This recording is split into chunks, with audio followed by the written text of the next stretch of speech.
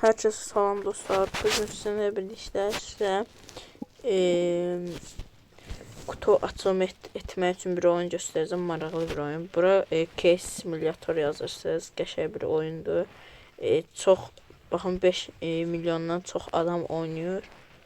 Bu oyunun adı Case Simulator UZ. İndi mən bu oyunu yükləmişəm, sizə göstərəcəm.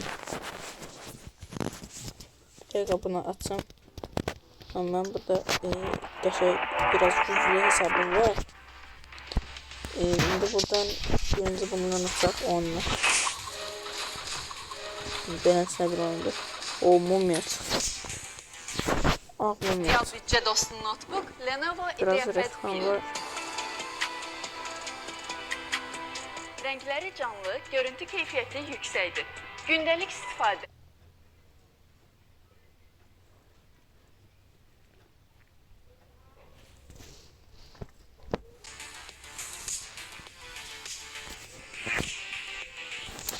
Peki.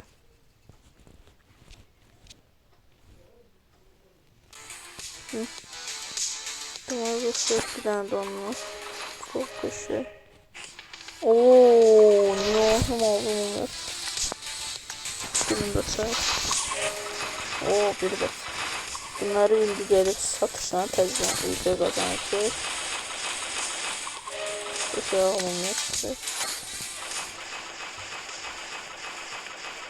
Şimdi bunları çekecek satacağım biraz.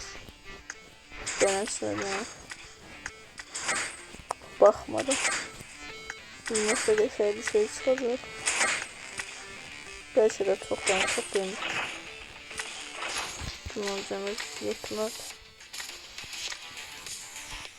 Buradan gelişiriz. Hemen bunlar satışsız oyuncu kazanıcı veriyor.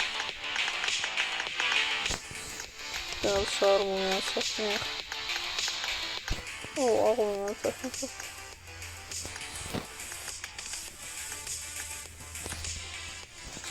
Bunda satak, bunda satak, bunda satak, bunda satak. Buna satak. Bunları da satın görürsün. Bunları da satın geçsin. 20.000 pulum çok aldı.